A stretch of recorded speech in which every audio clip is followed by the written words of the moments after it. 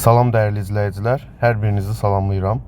Söz verdiyimiz kimi növbəti 36 günlük seriyamızın 7-ci sınağını paylaşacağım. Deməli uşaqlar, bu sınağı da, bundan əvvəlki sınaqları da Telegram kanalımızda tapa bilərsiniz. Həmçinin WhatsApp qruplarımızda da paylaşılır. Linklər rəy bölməsində olacaq, oradan keçid eləyə bilərsiniz. Sürət qruplarımızda da artıq dərslər dünəndən başladı. Çox möhtəşəm dərsimiz oldu dünən, həmçinin bugün də olacaq və imtahana qədər hər gün dərsimiz olacaq. Qeydiyyat üçün burada göstərilən nömrəyə yaza bilərsiniz. Ətraflı məlumat da veriləcəksə dərslərimizə qoşula bilərsiniz. Uşaqlar, biraz səs ola bilər, çünki hal-hazırda evdə deyiləm və maşında çəkirəm videonun izahını. Söz vermişəm deyə eləyirəm. Siz də çalışın, bütün sınaqları işləyin ki, nəticənizə təsir eləsin. Bu paylaşdığımız ümumi sınaqlarda həmçinin uşaqları qeyd etməyi unutdum. 11-ci siniflər üçün növbəti sınaqlar qrupumuz açılır. Bu sınaqlar qrupu sabahdan fəaliyyət göstərəcək. Onun üçün də burada göstərilən nömrəyə yazıb ətraflı məlumat ala bilərsiniz. Ödənişi çox cüzidir. Demək olar hər gün sınaq paylaşılacaq imtahana qədər. Çoxlu sayda sınaq işləyəcəksiniz, çox faydalı olacaq sizə. Keçdik 1. Bərabər yanlı üç bucağın bir xarici bucağı daxili bucağından 4 dəfə kiçikdir. Bərabər yanlı üç bucağın bir xarici bucağı daxili bucağından 4 dəfə kiçikdir. İndi uşaqlar, məsələn, mən bu təpə bucağı qəbul edəsəm, fərq eləmir, istənilən birini seçə bilərəm. Daxili bucağı xarici bucağından 4 dəfə kiçikdir. Bu x olsa, bu 4x olacaq. Və qonşu bucaqlar olduğu üçün cəmi 180 dərəcədir. X bərabər olacaq 36-ya. X 36 olduğu üçün bu xarici bucaq 36-dır. Xarici bucaq 36-dırsa, ona qonşu olmayan iki daxili bucağın cəmi 36-dır və bunlar bərabər olduğu üçün 18 olacaq və 180-dən 36 çıxanda burada olacaq 144. Deməli, bizim üç bucağımız 144, 18 üst bucağıdır C bəndi. Tənliklər sistemindən y-x-i tapın. Çox bəsit tənliklər sistemidir. 2x bərabərdirsə 6, x bərabərdir 3-ə, x 3-dürsə, 3-ün üzərinə nə gəlsəm 11 olar. 8 gəlsəm təbii ki. Deməli, x 3-dür, y 8. 8 çıx 3-ü soruşur bizdən. Bu da 5 eləyəcək C bəndi. Növbəti, ifadəsinin ən kiçik qiyməti. Uşaqlar, ən kiçik qiyməti tapanda belə bir proses yerinə yetirə bilərsiniz. Əgər sıfıra çevirə bilirsənsə, çevir. Ən kiçik kvadratik və yaxud da ifadələrdə ən kiçik qiymət 0 sayılır. Modul ifadənin ən kiçik qiyməti 0-dır. Sən bunu istəsən də mənfi eləyə bilməzsən. 0 getdi, 5-in kvadratı qaldı 25. Üstə gəl. Bu mötərizə içərisində çıx varsa, onu sıfıra çevirmək olar. Amma bu uşaqlar qüvvəti təkdir. Bunun ən kiçik qiyməti, mən bunu 0 götürsəm, mənfi 2 qalır. Mənfi 2-dən qalan qiymətlər böyükdür. Mənfi 2-nin üstü 5-də mənfi 32 edir. Üstə gəl. Bu ifadədə də ən kiçik qiymət, Z-ə mən elə bir qiymət verirəm ki, bunun içi 0 olar. Çünki ümumi kvadratdır. Bu da getdi 0-a. Deməli, 25 plus mənfi 32, bu da mənfi 7 eləyir. İfadənin ən kiçik qiyməti mənfi 7. Dördüncü. BN həndəsi silsiləsində B2 mənfi 6-dır, B3 18-dir, B5-i tapın.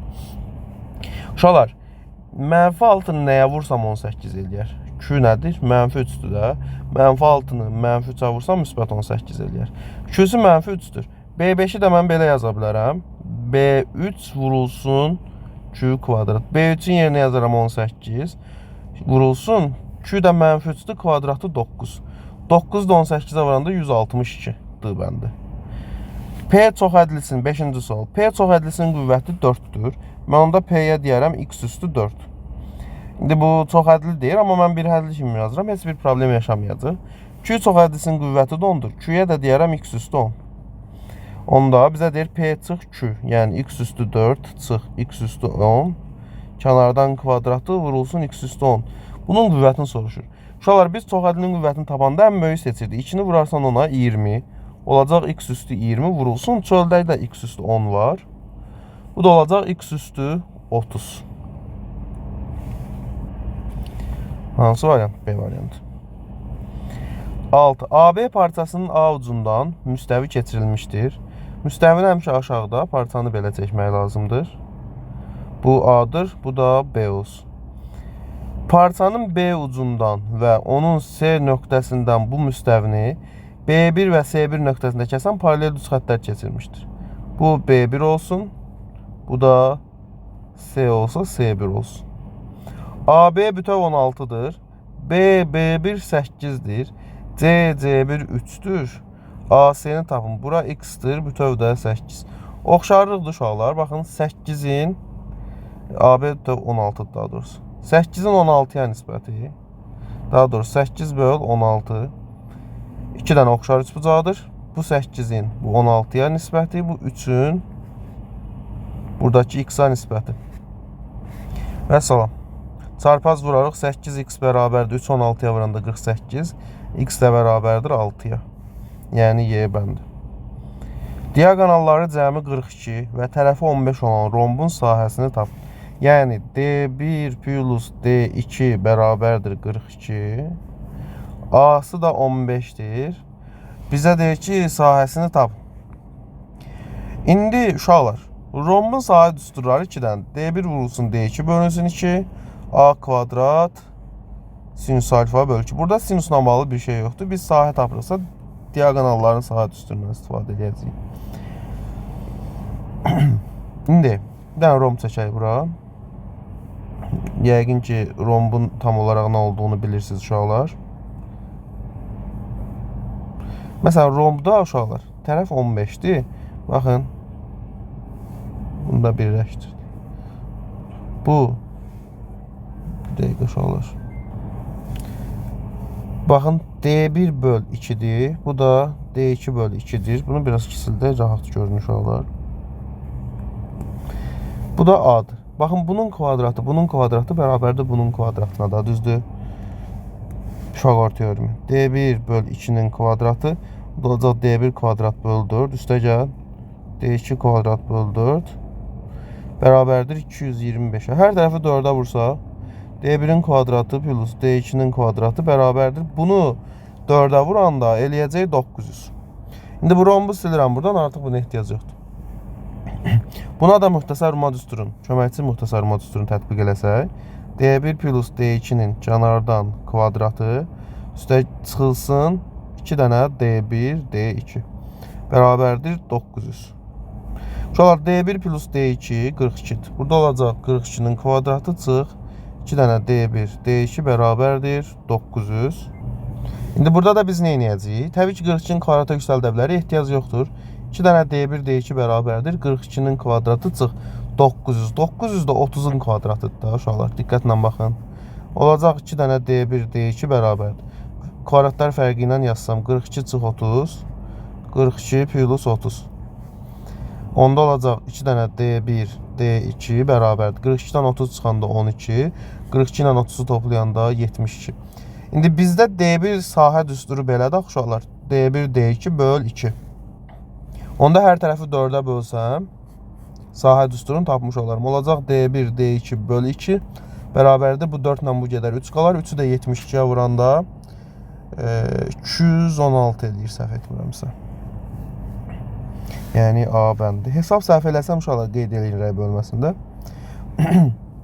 Kəsiri ixtisar eləyin. İxtisar eləmək üçün əvvəlcə vurğuları ayırmalıyam. Yuxarında bax belə eləyərəm. 2C kvadrat üstə gəl 4C çıx 3C çıx 6. Belə parçaladım. 4C'dən 3C çıxanda C qalır. Aşağıdan da B'ni çıxartdım qarşıya. Qaldı C plus 2.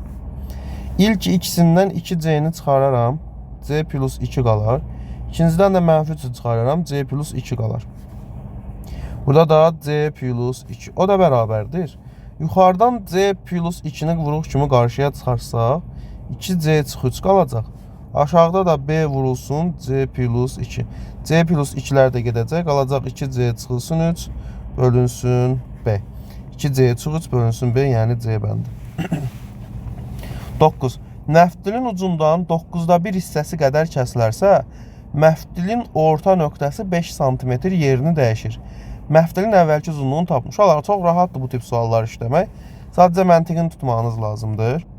İndi baxın, məftilin uzunluğu x-dir. Bunun orta nöqtəsi nə qədərdir? X böl 2. Yəni yarısının uzunluğu x böl 2'dir. Əgər mən bunun yarısını 9'da 1 hissəsini götürsəm, kəssəm, məsələn bu hissəsini kəsdim, tulladım. Axı burada 9'da 8x qalacaq. Bunun yarısı da olacaq 9'da 4x. Fərq nə qədərdir? X bölü 2 çıx, 9'da 4x. Bu bərabərdir 5'ə. Və salam, 18, orta mərəz 18 götürsəm, 9x çıx 8x bərabərdir 5.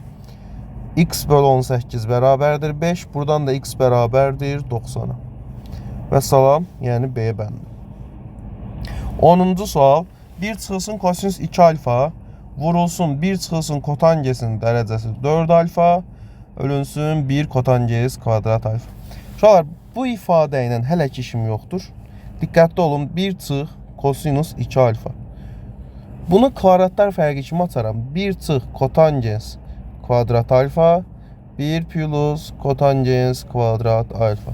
Aşağıda isə 1 çıx kotangens. Kotangens uşaqlar, gah təzə yazıram, gah köhnə versiyasına. Fərqi yoxdur, siz təzəni öyrəşdirin özünüzə.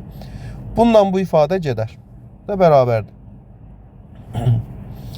1 çıx kosinüs 2 alfa vurulsun 1 plus kotangens kvadrat alfa bərabərdir. Bunu aşağıdan indi yazacağım.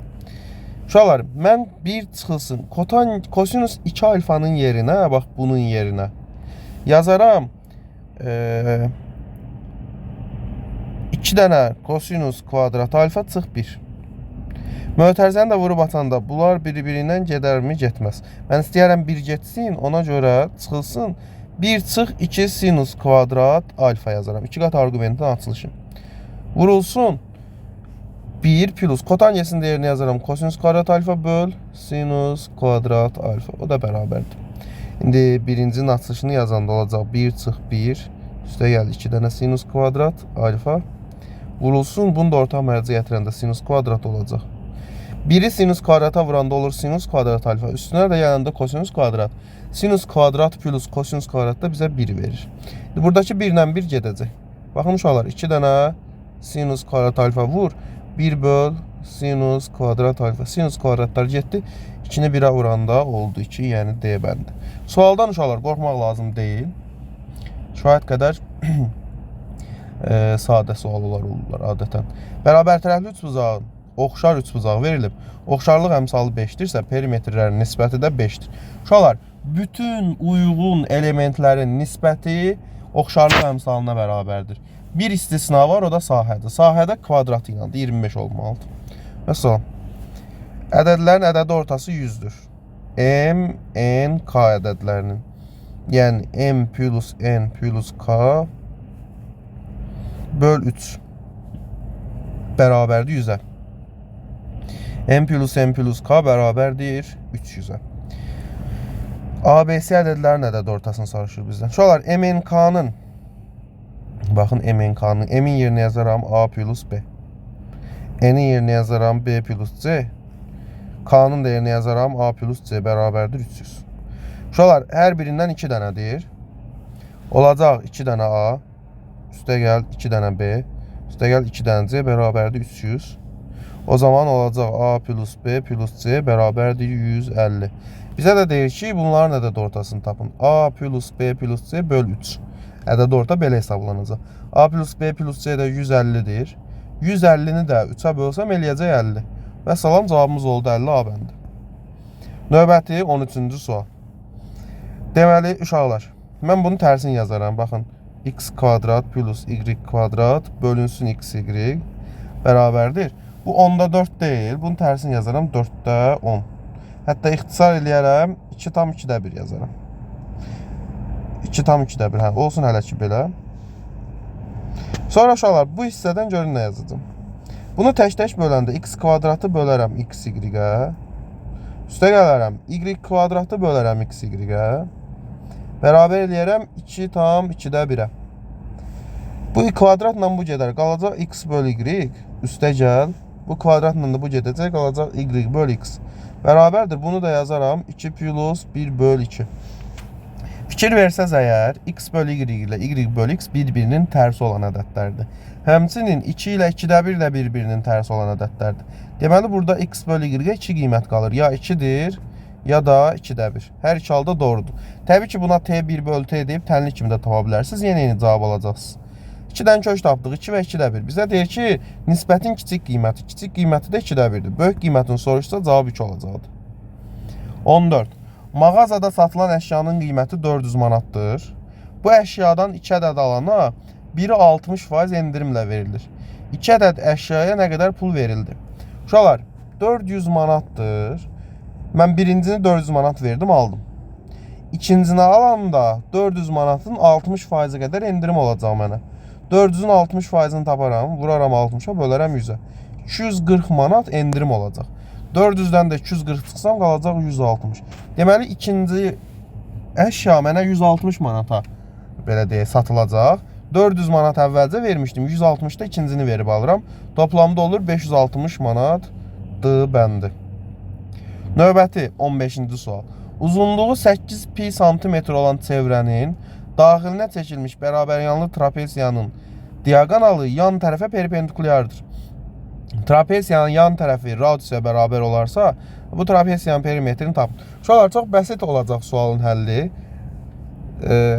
Standart sual tiplərindən biridir. Birincisi, uzunluğu 8 pi-dirsə, deməli 2 pi r bərabər olacaq 8 pi-yə. Pi-lər gedər, 2 r 8-dirsə, r də 4 olacaq. Ardıca mən bunun daxilinə bir dənə bərabəryanlı trapesiya çəkirəm. Fikir verin indi uşaqlar. Bərabəryanlı trapesiya çəkdim. Deyir ki, diaqonalı yan tərəfə perpendikulyardır. Bax, bu yan tərəfə perpendikulyardırsa, deməli bunun böyük oturacağı çevrənin diaqonalıdır.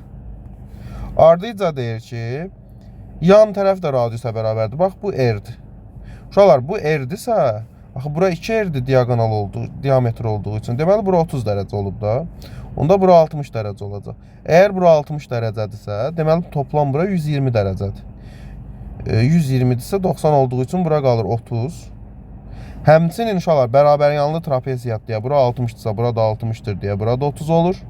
Və 30-30-dursa, 30-30-dursa, deməli bərabəryanlıdır. Bura r-dirsə, burada r uzunluğundadır. R-i də 4 tapdığımız üçün, deməli burada 4-dür, burada 4-dür. Bu çevrə mövzusunda da var idi. Məşhur sual tipindən biridir. Nəysə uşaqlar, bu da 4-dür, burada 8-dir. Perimetrini soruşur. 3 dənə 4. Yuxarıdakılar 12. Üstə gəl 8 aşağıda, yəni 20 santimetr oldu. Rahat sualdır. Mən düşünürəm ki, problem yaşatmaz sizə.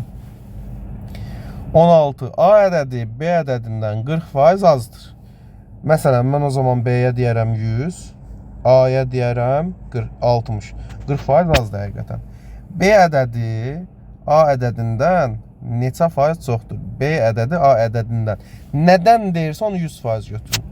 A ədədindən deyirsə bunu 100% götürərəm. 60 ədədi 100%dirsə 100 ədədi x%. Çarpaz vuraram, 60x bərabərdir. 100 vur 100. 0-ın 1 ilə gedər. X də bərabərdir. 100-ü ona vuranda 1000 eləyir də. 1000-i bölərəm 6-ya. Uşaqlar, bunu çubuqlu bölmədən istifadə edib bölək. 100-ün içində, onun içində bir dəfə 6 düşür, 40. 40-ın içində 6 dəfə olur 36. 40-ın içində 6 dəfə yenə olur 36. 4 dənə də qalıq düşür. Olur 166 tam 4, 6-da 4.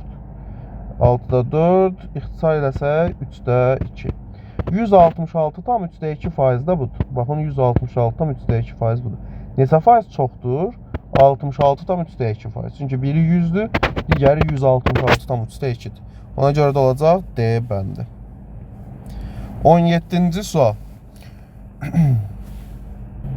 İlk baxışda sizi çaşdıra biləcək sualdır. Amma yenə də asandır. Çünki sən kvadratlar fərqini oxşatmaq istəyirsən. Oxşuyur da, amma tam olaraq kvadratlar fərqi deyil. Çünki sualın içində bir şey gizlənir. Mən buradan kök 5-i birincidən kök 5-i qarşıya çıxartsam, kök 10-un içində 2 qalıraq, olacaq kök 2 çıx 1. Buradan da kök 2-ni qarşıya çıxartsam, qalacaq kök 5 çıx 1. Ardıca da kök 2 plus 1 var. Ardıca da kök 5 plus 1 var. Kök 5-i kök 2-yə vuranda olacaq kök 6-da 10. Vurulsun. Kök 2 çıx 1 ilə kök 2 plus 1 kvadratlar fərqi yaradır. 2 çıx 1 eləyir. O da olur 1. Vurulsun. Kök 5 çıx 1 ilə kök 5 plus 1 də kvadratlar fərq eləyir. Bu da 5 çıx 1 eləyir 4. Olacaq 4 dənə kök altında 10. Və salam. Deməli, A çoxluğu verilib, B çoxluğu verilib və C çoxluğu verilib. A və B-nin birləşməsindən C-ni çıxanda nə qədər element qalır? Əvvəlcə A birləşmə B-yə baxaq.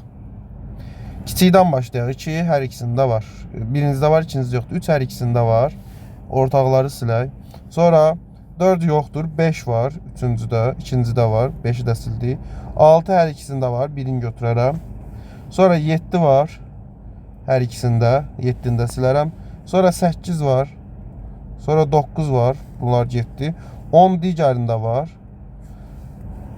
Buradan getdi. 11-i də götürdüm. Hər ikisində var. Birləşmə oldu bu. Mən bundan C-ni çıxmalıyım. C nədir? 1. Var, burada yoxdur. 3-ü çıxmalıyam. Sonra 4 yoxdur. 5-i çıxmalıyam. 7-ni çıxmalıyam və 12 yoxdur. Neçədən element qaldı? 2, 6, 8, 9, 10, 11. Dairə aldıqlarıma baxaq. 2, 3, 4, 5, 6. Deməli 6 dənə element qaldı D bəndə. Gəldik 19-cu suala. Ölçüləri 8, 10, 13 olan düzbucaqlı parlaq bedin səthinin sahəsini tapın. Yəqin ki, burada söhbət tam səthindən gedir. Uşaqlar, S tam da bərabərdir. Düstur olaraq 2 vurulsun AB, üstə gəl AC, üstə gəl BC. Yəni bunların cüt hasilləri. O da olacaq 2 vurulsun. 8 10-a vuraram 80. 8 12-yə vuraram 96. Üstə gəl 10-u da 12-yə vuraram 120. Bunu da toplasaq 80 ilə 120 eləyir 200. 200-ün də 96. 296 vur 2 eləyəcək. Bu da eləyəcək 592. Əgər səhv hesablama eləmədiysə 592 eləməlidir. Çünki 2-ni 300-ə vuranda 600 eləyir. 600-dən 8 əksi 592. Əgər hesab səhv eləmişəmsə qeyd eləyər sıraya bölməsində. 20. İki oxşar trapesiyanın sahələri 7, 63 və kiçik trapesiyanın perimetri 17 olarsa, böyük trapesiyanın perimetrini tapın. Uşaqlar, oxşar trapesiyanın sahələri 7 və 63-dür. Baxın, S1 bölünsün S2 bərabərdir hər zaman K kvadrata. Yəni, oxşarlıq əmsalının kvadratına. O zaman bu da bərabərdir 7 böl 63. Tərsinə yazaq, 63 böl 7. Bu da 9 eləyir. K kvadrat 9-dursa, K 3-dür. Əgər K 3-dürsə, deməli birinin perimetri, hündürlüyü və yaxud da tərəfi digərindən 7 dəfə, daha doğrusu 3 dəfə böyükdür. Əgər perimetri kiçiyin 17-dirsə, böyüyün bundan 3 dəfə böyük olmalıdır. 3-ü vuraram 17-yə. Bu da eləyəcək 51 və salam. 21-ci sual. Bərabərsizliklər sistemini ödəyən tam əllərin sayını tapın. Burada yer yoxdur təəssüf ki, ona görə aşağıdan yazacağım. Deməli uşaqlar, birinci sistemi həll eləyək. 2 çıx x. Üstə gəl, 3-ü vuraram. 3x plus 6. 1 də keçirərəm sola. Çıx 1 böyük bərabərdir 0. Buradan mənfi x-in üstə 3x gələndə eləyəcək 2 dənə x. 2-nin üstə 6 gələndə 8-dən 1 çıxanda 7. Onu da keçirəm sağ tərəfə mənfi 7 eləyər də. Düz elədik, bəli. X də böyükdür, mənfi 3/5-dən. Birincinin həlli budur. Mənfi 3/5-dən böyüklər. Bir də ikincini həll eləyərəm. Onun üçün də məcburan vurub açaq. X-i bura vursam, ikinci bərabərsizlik olacaq x kvadrat. Çıx 3x, çıx 4x, üstə gəl 12. Üstə gəl, bu x-i də vurub açmalıyam. Olacaq 5x, çıx x kvadrat, üstə gəl 5, böyükdür, mənfi 5. Baxaq indi. X kvadrat müsbətdir, bu mənfidir. Bunlar bir-birini aparar. Mənfi 3x, mənfi 4x edir, mənfi 7x. Üzərinə 5x gələndə olacaq mənfi 2x. 12 ilə 5, 17 eləyər, sağa keçirərəm mənfi 17 olar. Mənfi 17, mənfi 5 eləyəcək mənfi 22. Hər tərəfdə 2-yə böləndə kiçik olacaq 11-dən. Deməli, 11-dən kiçik olmalıdır. 3/5-dən də böyük. Ədəd oxunda da göstərə bilərik. Mənfi 3/5-in içərisi doludur. Mənfi 3/5-dən böyüklər bu tərəfə gedir. 11-i də burada götürərəm. 11-in içərisi boşdur. 11-dən də kiçiklər bu tərəfə gedəcək. Deməli, bizim həllimiz belə olacaq. Mənfi 3/5 ilə 11 arasında 11 ümumi ötərzəyləndir. Həllərin sayı.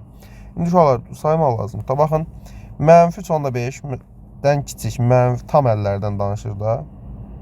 Bəli. Mənfi 3, mənfi 2, mənfi 1, 0.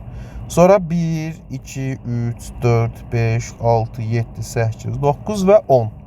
11 yoxdur çünki daxil deyil. 1-dən 10-a qədər 10 dənə ədəddir. 11 dənə, 12 dənə, 13 dənə, 14 dənə. Deməli 14 dənə tam həlli var. Və salam, cavab oldu 14. Gəldi 22-yə. Funksiyasının y bərabərdir x kvadrat çıx 4, aşağıda da x kvadrat plus 2. Funksiyasının qrafiki təsvir olunmuşdur. M, N, K nöqtələrinin koordinatlarını tap. M, N, K nöqtələrinin koordinatları. Birincisi, K nöqtəsində və M nöqtəsində y sıfırdır. Yəni bunu sıfıra bərabər eləməliyəm. Bu ifadənin də sıfır olması üçün sürət sıfır olmalıdır. Yəni x kvadrat çıx 4 bərabərdir sıfıra, x kvadrat bərabərdir 4-ə, x də bərabərdir müsbət mənfi 2. Yəni m-in koordinatı olur artıq mənfi 2, 0. N-in koordinatı olur, daha doğrusu k-nın koordinatı olur 2, 0. Gəldi n nöqtəsinə. N nöqtəsində isə artıq uşaqlar x sıfırdır, y-i tapmalıyım. X sıfırdırsa burada x-in yerine 0 yazaram. Qalacaq mənfi 4'ü böl 2, o da olacaq mənfi 2. Bu dəfə isə n-də olacaq 0, mənfi 2. Və salam, koordinatları tapdım. 23. D nöqtəsindən paralelogramın BS tərəfini Y nöqtəsində kəsən düz xətt çəkilib. YS bərabərdir YD-yə. Aha, qeyd olunub üzərində. Ardıca AB bərabərdir BY-yə. Onda mən bunu da çəkərəm. Hər ehtimallıq çəkdim uşaqlar. BS 16'dır. Bütöv 16'dır. DYS'nin perimetri, bax bunun perimetri 28'dir. Bütövün perimetrini tapaq. İndi uşaqlar mən bunu özüm birləşdirdim də. Baxın, bunu özüm birləşdirdim. Sualda birləşməyib. Əgər uşaqlar bu iki tərəf bərabərdirsə, deməli bura alfa, bura alfa da bərabər yanlıdır. Bu iki tərəf də bərabərdirsə, bura beta, bura da betadır. İndi bura alfadırsa, diqqətlə baxın, bura alfadırsa, bu da çarpaz olduğu üçün bura da alfa olur. Deməli AY nə qədərdir? Tam böləndir. Hətta uşaqlar, heç buna ehtiyac yoxdur, üzr istəyirəm. Buna ehtiyac var mı? Bunlara ehtiyac yoxdur. Niyə görə? Çünki bizə deyir ki, YS bərabərdir. Mən bura bir x desəm, burada x olacaq. Ardıca, bura bir y desəm, burada bir y olacaq. Bura y desə, bu tərəfdə y olacaq. Bu tərəfdə olacaq x plus y. Bizə bunun perimetrini verib. Yəni DYS-nin 2x plus y, baxın. 2x plus y bərabərdir 28-ə. Bütövün perimetrini soruşur. Bütövün perimetri də bunların hamısının cəmində yx olacaq 2x üstəgəl 2y üstəgəl əlavədə 2 dənə y. Bu da bərabərdir. Olacaq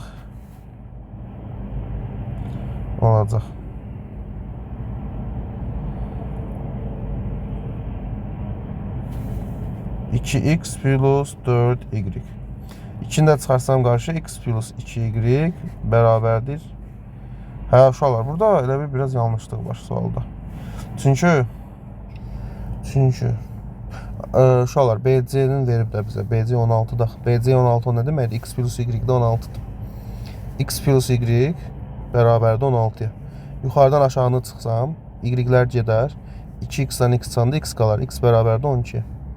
Əgər x 12'dirsə, 13 isə nə gəlsəm 16 eləyər? 4. X bərabərdir 12, y də bərabərdir 4. Əvvəl salam uşaqlar. Buradan da x-in yerinə 12 yazaram. 2 vurulsun 12, üstəgəl 2 vur y də 4'dür. 2-nin 4'ə 8. Üstünə 12, 20. 2-nin də 20'yə 40. Deməli bütövün perimetri oldu 40. Məsələn 24. Deməli A verilib, B verilib, C verilib. Həllər olarsa Euler-Venn diaqramını tamamlayın. A tənliyinin köklərinə baxaq. Köklərini də buradan yazdım. Uşaqlar, hasili mənfi 6, cəmi mənfi 1. Mənfi 3 ilə 2'dir. Deməli A-nın kökləri mənfi 3, 2'dir. Belə yazaq da. B bizim biraz vaxtımız alacaq. Uşaqlar, birincidən x kvadratı çıxararam qarşıya, x plus 4 qalar. İkincidən də mənfi 9'u çıxardaram, x plus 4 qalar. Buradan da x plus 4'ü çıxararam qarşıya. X kvadrat çıx 9 qalar. Və buradan da deməli x plus 4 2 dənə kök var. 3 dənə kök var. Mənfi 4. 3 də mənfi 3. 3 dənə kök də B-də var. Gəldik C-yə. C üçün isə belə bir məsələ var. Hasili mənfi 21 cəm mənfi 4. Mənfi 7 ilə 3'dür. Məxrəcdə də heç birində problem yaranmır. Mənfi 7, 3. İndi gəldik A-dan B-yə. Baxın, buradan A-nı yazaram. A olacaq mənfi 3, 2. B olacaq deməli mənfi 4, mənfi 3, 3. C də olacaq mənfi 7 ilə 3. İndi uşaqlar, diqqətlə baxaq. A dedik ki, mənfi 3 ilə 2'dir. A ilə B-nin ortağına baxın. A ilə B-nin ortağı. Buraya yazılmalıdır. A ilə B-nin ortağı mənfi 3'dür. İndi mənfi 3 A-ya problem yaratmır məxrəcə. Baxaq görək. B-yə problem yaradır mənfi 3. Xeyr. Deməli, bura mənfi 3 yazacağım. A-ya bir dənə bu tərəfə qaldı 2. Gəldik. İndi B ilə C-nin ortağına baxıram. B ilə C-nin ortağı da hər ikisində 3 var. Bura 3 yazaram. Onda C-yə bu tərəfə qaldı mənfi 7. B-də də mənfi 4, mənfi 3, 3'dür. Mənfi 3 ilə 3 yazılıb. Burada qalacaq mənfi 4. Və salam, Venn diaqramını da doldurmuş olduq. Və nəhayət gəldik 25'ə. Sinifdə 27 dənə şagird var. Onların eynəkli və eynəksiz olduğu araşdırılır. Təsadüfi seçilmiş bir uşağın eynəkli oğlan, daha sonra seçilən uşağın eynəksiz qız olması hadisəsinin ehtimalını tapın. İndi qızların sayı toplamda 9, 5, 14 nəfərdir. Toplam 14 nəfərdir. Oğlanların sayı, toplam uşaqlar belə deyək də, 14 dənə qız varsa, 27 uşaqdan 14 çıxsam, 13 dənə oğlan qalmalıdır. 13 dənə oğlan qalırsa, 7 dənə eynəksizsə, deməli M6'dır. Mənə bu M-i tapmaq lazım idi, tapdım. İndi və salam. Bizə deyir ki, təsadüf seçilmiş bir uşağın eynəkli oğlan. Bir dənə uşaq seçilir. Ümumi baxın, P ehtimal bərabərdir.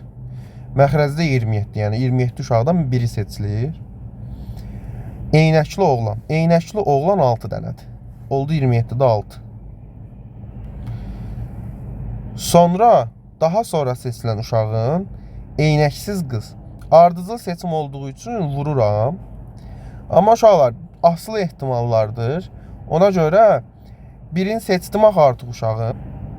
İndi mən bu uşağı götürüb başqa bir yerə qoymadığım üçün yenə sinifdə 27 nəfər var. Amma bu 27 nəfərdən eynəksiz qızı seçməliyəm. Eynəksiz qız da 9 nəfərdir. Və salam. Baxın indi. Bu 9 ilə bu gedər, burada 3 qalar. 3 ilə bu gedər, burada 2 qalar. Və salam. Ehtimal olacaq 27'də 2. Cavab da oldu 27'də 2. Və salam uşaqlar. Ümid edirəm ki, izahları bəyəndiniz. Hesab səhv elədimsə, rəy bölməsində qeyd edin. Sürət qruplarına qoşulmaq istəyənlər də burada göstərilən nömrəyə yaza bilərlər. Həmçinin sınavlar qrupumuz da açılır. Ona da qoşulmaq istəyənlər bu nömrəyə yaza bilər. Bu qədər uşaqlar. Sağ olun. Növbəti sınavlarda görüşənədək.